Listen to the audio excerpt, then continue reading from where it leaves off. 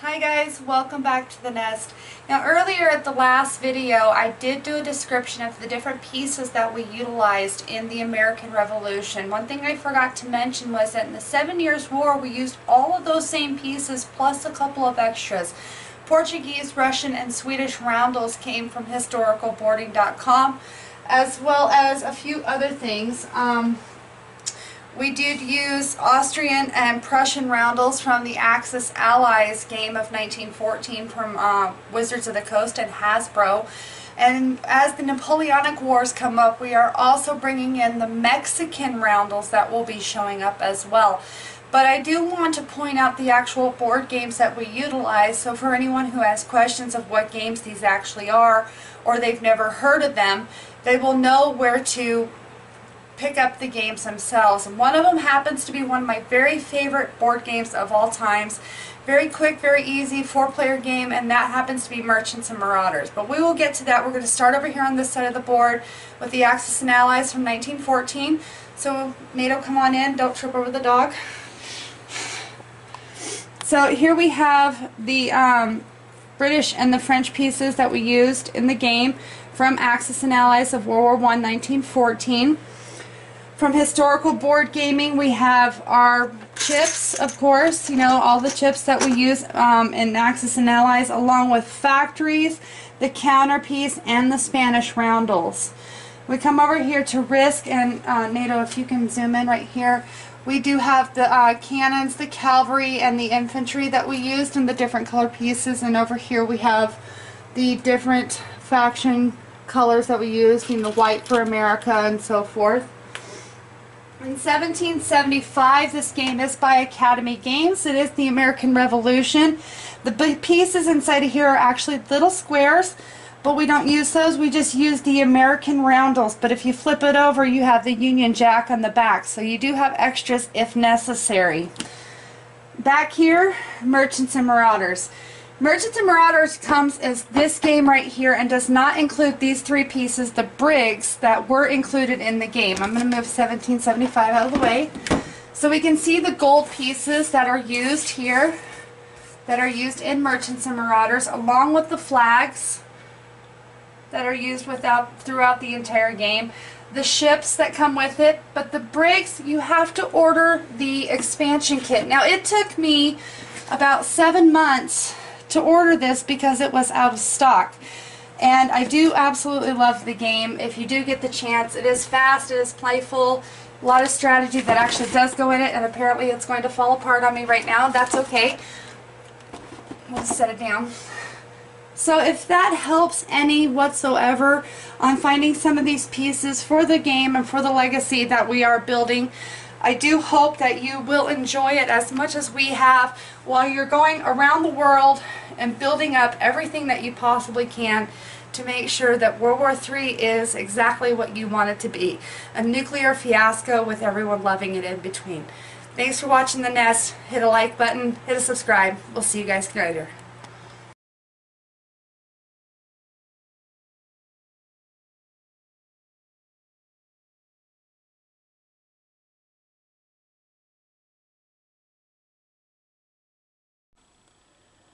Hello everybody, this is NATO at the Nest, and this will be the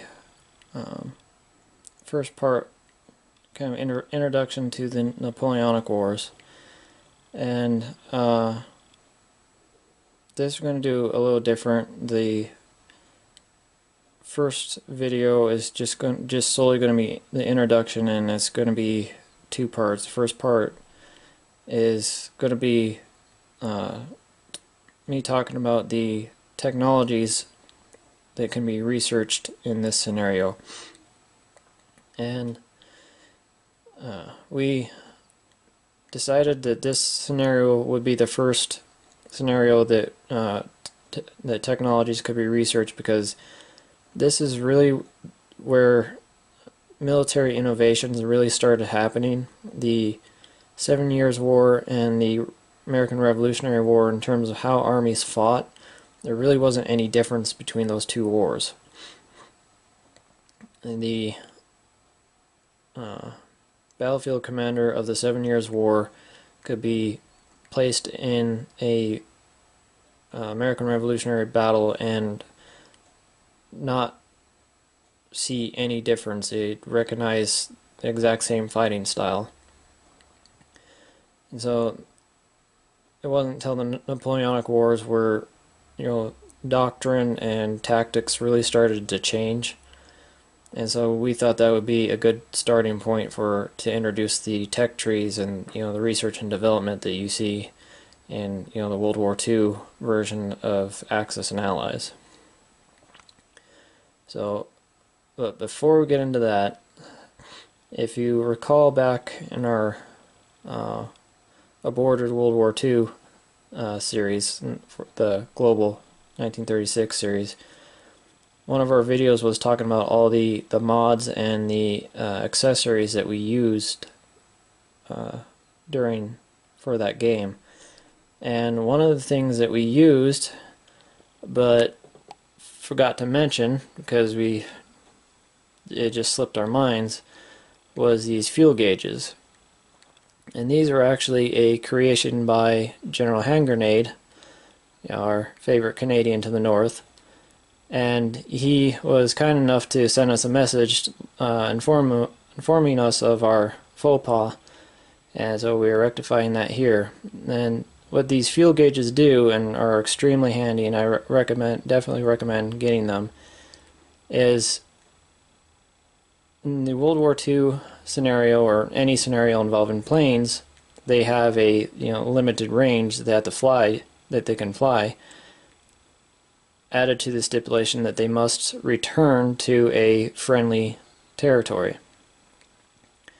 So, say if a plane has a range of 4, it can fly out, generally speaking, it can fly out 2 zones because it has to fly the 2 zones back to a friendly territory, or, out 3 and then 1 back to a territory. But, either way, planes essentially have 2 moves, a combat move and a non-combat move, to return to a friendly territory. So if you have just 1 or 2 planes, that's fairly easy to keep track of. But if you have a scenario where you're moving, 6, 7, 8, 9, 10, 12 planes all at once, it becomes really difficult to keep track of, which planes have what movements. So a group in the south, they came from only 1 territory away, so they still have a movement of 3. But this group that came from the north, it came from 3 zones away, so it only has 1 movement left. And then 2 planes over there move 2, so they have 2 left. And so trying to keep track of all those planes and how many moves they have left to return to can be hard. The more planes you add, that's the more you have to keep track of. These fuel gauges kind of alleviate some of the mental burden. So you move a plane out X amount of territories, and then however much movement they have left, you place that token underneath it, let you know how much fuel it has left. So it's a really good player aid that so less that you have to keep track of, and especially in Global War 36 to 45, it's such a big game that you already have enough that you have to keep track of. So it's a really good aid, and credit goes to General Hand Grenade for coming up with the idea and working with Historical Board Gaming to get them in production. That's where you go to get them. You can get them off of historicalboardgame.com. So thank you, General Hand Grenade, for pointing that out, and look forward to hearing more from you in the future. So back to the Napoleonic Wars and the tech trees. We're starting off small, so there's only 2 technologies to research. French cannon. History buffs out there will know that Napoleon started off as an artillery officer, and as he rose to the ranks and eventually became leader of France / emperor, he carried that same love for artillery all the way through his career. And as the Napoleonic Wars came to be, the French cannon was without doubt the best artillery on the field, and was known to be very accurate, could fire very quickly, and was very devastating. Now, that wasn't because he had more advanced cannon. Not to say he didn't have the best cannon available, but it wasn't any better than, say, the British cannon or Prussian cannon. It was how he used the cannon that made it so effectively. So the traditional use of cannon was the cannon would be dispersed throughout the infantry regiments, and usually the cannon would be placed at the end of a regiment or a brigade. And the reason why this was done is because it made it very easy for the battlefield commanders to be able to tell one regiment from another, because there'd be that gap between the regiments with one or two cannon separating the two. It made it very easy to command, very easy to find, the correct regiment that you wanted to send orders to. The downside to that is it dispersed the cannon throughout a wide area, so that meant the local firepower was relatively weak. They couldn't concentrate the cannon because it was dispersed so widely. Napoleon did away with that, and he concentrated his cannon and separated them into their own regiments and brigades that were independent of the infantry. And so he used massed artillery to create, essentially firestorms and barrages, and be able to bombard specific areas with massed cannon.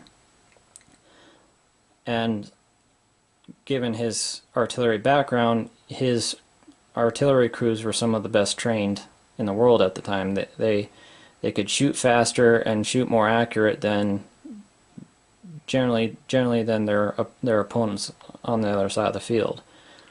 And using this mass artillery with well-trained crews, French cannon was able to decimate entire regiments at a time with their massed artillery and cannon. So how we decided to reflect that in the game is the last two scenarios, cannon have been relatively weak. They attack and defend at a tube, don't have first strike, and they need cavalry attached to it to move. And this is where, like I said, the reasons for that would be revealed later.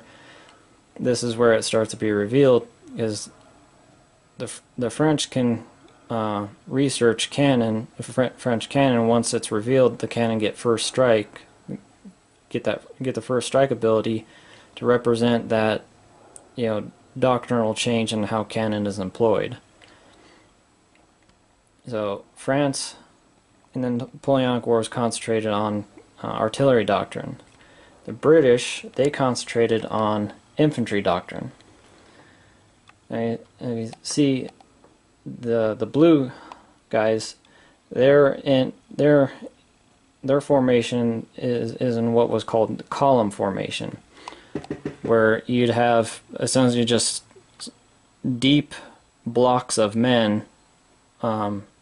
This is four rows deep, but usually the French column formation, it was a good 6-7 rows deep. Now the advantage to the column formation is it had a lot of mass behind it, and so it was very difficult to punch through a column formation because it just had so many bodies behind it. The downside to that is only the first two, maybe three ranks could fire their weapons effectively, because anything behind that you'd risk hitting your own men. This is the age of muskets, where the maximum accurate range was only 50 meters. So it was the plus side to the column formation was it was very, very difficult to break, just because of the sheer mass behind it. The downside is you severely limited your available firepower because only the first couple ranks could fire. The British abandoned this doctrine and they went to the line formation, where their line was only 2 to 3 ranks deep. The downside, of course, is that's a very thin line. If it's higher risk of being broken through. But the plus side to that is every soldier in the regiment could fire their weapons.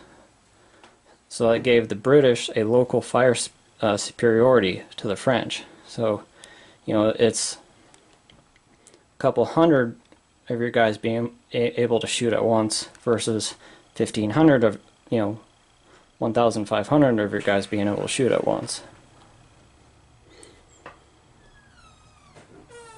And this formation change and this doctrinal change was a big reason why the British were able to win the Battle of Waterloo against Napoleon in 1815. Is this shift in formation that gave the British, even though they're outnumbered, gave the British local fire superiority over the French, who could only bring a portion of their rifles to bear at one time, whereas the British could, throw everything they had in single volleys. And so that's going to be represented by the infantry square technology or doctrine that the British can research. And this, the British, recognizing the vulnerability of this thin line and the danger of penetration, especially by cavalry, the British formulated a maneuver that they trained and trained and trained and trained to the point where they could do it in a matter of seconds. Is this aligned formation could instantly go to a square formation very quickly. And what that square formation did was, is just like it sounds, is that they would form a hollow square with fixed bayonets and densely packed shoulder to shoulder. And basically it was the modern ballistic weapons version of the pike formation, where they create a wall of bristling bayonets that a horse would be unwilling to charge into. No matter what the rider did, the horse would shy away from the square and gallop around the sides, in which case the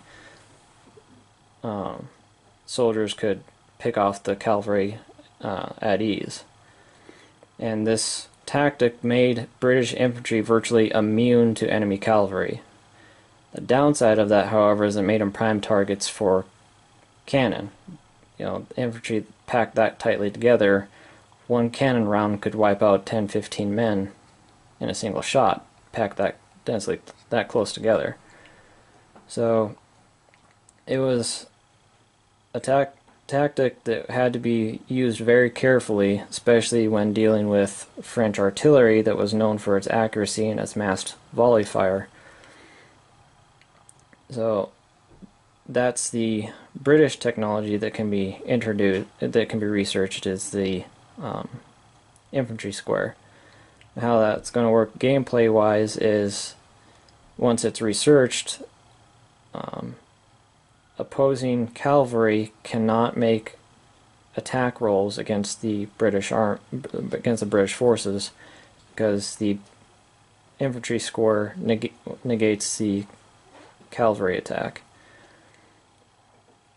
The trade-off is, if the British player employs infantry square, that means that whoever they're facing, their cannon gets a +1 to their attack and defense.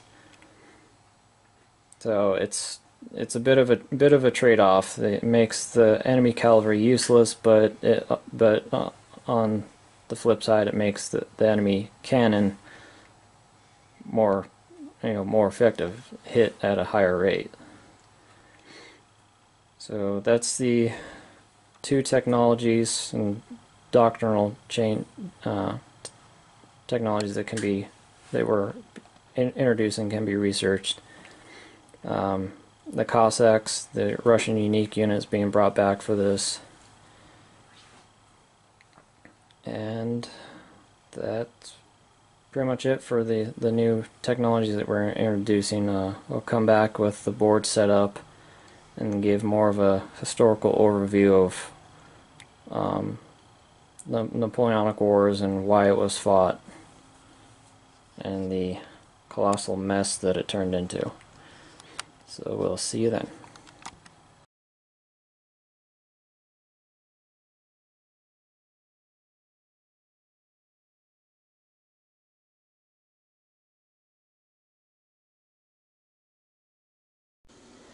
Hello everybody, this is NATO at the Nest with the second part of the introduction to the Napoleonic Wars. And start off with some of the stuff right in front of us. That purple chip, if you've watched any of our World War II series, purple chips designate unique or special units for whatever nation or faction. So the Napoleonic Wars, one of Napoleon's elite units was something known as the Imperial Guard, and these were the best troops, the most seasoned and veteran troops, and were considered elite infantry in the war. And how France gets those is if it wins a territory, like it takes a territory from someone else, all surviving infantry, French infantry, get a chance to become Imperial Guard, and how that's decided is a simple roll of the dice. A 1 to 3 become Imperial Guard, 4 through 6 do not, and they get a +1 to attack and defense. That cavalry chip from historicalboardgaming.com, I'm going to use that to represent the Russian Cossack cavalry. They are a very feared cavalry from the Russian steppes, and they get a +1 to attack and defense, and it can only be Russia can only buy 1 a turn once they're at war, and they're placed. They come out in the Stalingrad region.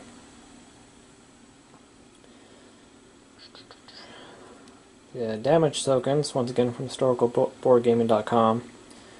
That is for America's unique unit, right there, and that represents the USS Constitution, or Old Ironsides. And the reason why it's called that is because in the American War of 1812 with England, the USS Constitution was built with a modified hull, I guess you could say. It was a lot thicker and made of a lot harder wood, so its first engagements with British frigates, to the British stunned disbelief, their cannonballs were literally just bouncing off the sides of the Constitution, hence the nickname Old Ironsides. So for gameplay purposes, it's a American unique unit. It only gets 1. If it's sunk, it's lost for the rest of the game. But America's Constitution, it gets a +1 to attack and defend, and it takes 2 hits to sink. And so to keep track of, let me find it again. To keep track of if it's damaged or not, I'm going to use that damage token. And to repair it on America's next turn, as long as it's next to a friendly territory, it can be repaired, and you roll 1 dice, and the result is how much it will cost to repair the damage. That little token right there, once again from historicalboardgaming.com, is for at one point in the scenario, France annexes Spain. And when that happens, the Spanish player will get to move the capital, the Spanish capital, to one of its South American colonies. It can choose any one it wants, but to designate its new capital, I'm going to use that little token, and the Spanish player place it in the territory they're choosing for Spain's new capital. So kind of like a monarchy in exile kind of thing. Also, when that happens, Spain will get to start constructing a new major factory once again in a territory of its choosing, as long as South America. Can't be in Central America or any of the North American territories, because in 1810 those revolt and starts the Mexican Revolution. So for that reason, it has to be somewhere in South America. Let's see. And because factories take a while to build, I'm going to use this ship and facility production chart that comes with the historicalboardgaming.com's Global War 1936 and 1945. You buy the map, and it comes with that chart. And so once Spain starts building its new factory, they'll put it on the tracker, and it has to follow the stages before it can get placed.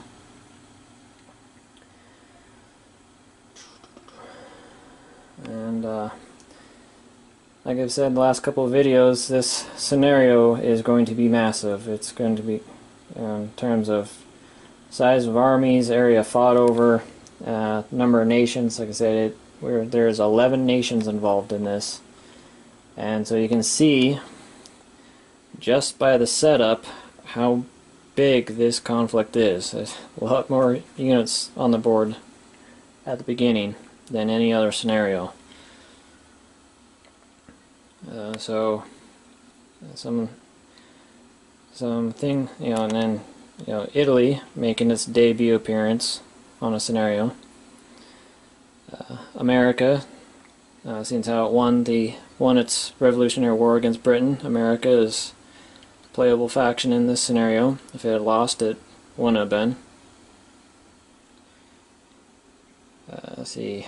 Russia has grown a little bit. As you can see, it now has stuff in Moscow and Western Russia and some other places. And that's not to say that Russia didn't have those territories in previous scenarios. Russia more or less encompassed,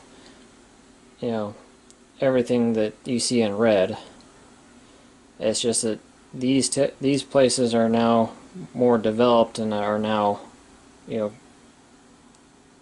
producing stuff, whether it be food, agriculture, raw materials, and simply just for gameplay purposes. Because, as any history buff knows, Napoleon's famous march on Moscow, so Moscow's been added as a territory for Russia. And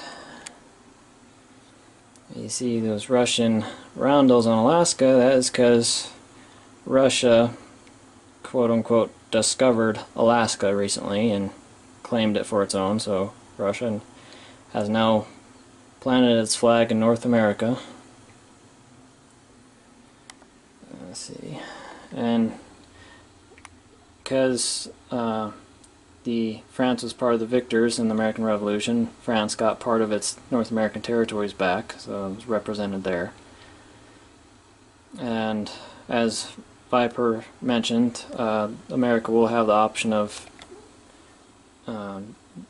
doing the Louisiana Purchase. So on America's turn, they'll simply pay 28 IPP and it gets those 3 territories from France. And America, slow to the fight like it always is, it actually won't be collecting income and purchasing units until 1810, when the Mexican Revolution kicks off, and growing tensions abroad and closer to home, and the increasing British impressment of American sailors, finally starts causing American tension to go up, and so they'll start a graduated income. At 1810, they start off at zero income and then roll a die every turn. That die result gets added to their income, so a gradual increase till their total income of 30 something. They're at 28 right now, but that's not including the territory they get from the Louisiana Purchase, so it's going to be 30 something. Let's see. And I think that's everything that I haven't already explained in the previous video. Denmark is in this, not as a playable nation. At some point in the war, France just annexes Denmark, so they'll just simply put a roundel on it and get the production from it. Oh, I guess you notice France is bigger. It's got Belgium, Netherlands, half of Germany, Switzerland, northern part of Italy. The reason for that is the Napoleonic Wars didn't, depending on how you interpret the start date, the Napoleonic Wars didn't start in 1803, which is the start date for this scenario. The Napoleonic Wars kind of coincide with the French Civil War and the wars of the First French Republic that immediately that were during and followed the French Civil War, or the French Revolution. And where this scenario, for history buffs out there, this scenario starts in 1803 at the start of the Third Coalition. So this is after the First and Second Coalitions, and the results of the First and Second Coalition are, as you can see, represented where France has taken control of Belgium and the Netherlands, and half of Germany, northern Italy. They annexed Switzerland. So that's why France has grown outside its borders, and that's also the explanation of why the starting armies are so much larger than past scenarios, because technically this war has been going on for a number of years, and starts and finishes, so all the other nations have have built up since then, because France has been at war since early 1790s, and France and England have been off and on wars with each other, as well as Austria and Italy have been off and on wars with France ever since the early 1790s. So that's why all the nations have considerably built up armies in this scenario than any other scenario. So I think other than that, I think we'll just dive into the first turn and see how everything goes. So first half, 1803, it's just England and France at war currently, because early 1803 England declared war on France again because of rising tensions. It's kind of murky on exactly why England declared war on France at the time, because Napoleon was doing his best for, keep in mind this is Napoleon here, but Napoleon was doing his best to avoid war, and kind of a quasi-accepted explanation for why England declared war on France in early 1803, is England was losing dominance over Europe and the Atlantic and the various waterways, because France's rising power. And England was afraid that France would eventually replace England as the dominant political power in Europe, and also was afraid of, as you can see, that decently large army sitting there was afraid of an eventual French invasion of England. So England was afraid that if they waited too long, France would become too powerful and England wouldn't be able to stand against them. So it was part England was losing political dominion over Europe, part fear of a eventual French invasion that would be too powerful to stop, and part England and Austria and Prussia and Russia and Sweden, they were all scared shitless of Napoleon and what he represented. And yes, granted, Napoleon did crown himself emperor, but wherever Napoleon went, he also brought the French legal system with him, which was very, very democratic, modeled partly modeled after the American Constitution and partly France's own design, but concepts of citizenship and individual rights that couldn't be touched by government or monarchy. Those types of ideals that Napoleon brought with him wherever his armies went scared the holy living crap out of the monarchies, because they saw democracy as an evil plague that would take away all their thrones. So Napoleon and what he represented kind of caused kind of a mass hysteria among the monarchies of Europe, and hence why England and Austria and Prussia and Russia and Sweden all, I mean, it's not the sole reason, but is a decent portion of the reason why all these countries banded together for no other reason than to take down Napoleon. And these nations weren't so much declaring war on France, but more declaring war on Napoleon himself. So that's part of the reason why England declared war on France, and then later on, a couple of years down the road, Austria, Russia, and Sweden will join in and declare war on France, and then eventually Prussia. And so it's, last scenario was, England against the world, and so this scenario is kind of reverses, and it's France against the world. So it'll have Spain as an ally for the first couple of years until France annexes it, and I'll get into the reasons why that happens, I'll get into the reasons why France annexes Spain, once that actually happens. So I think I've yabbed enough, and with that we'll get into the first turn. See you then.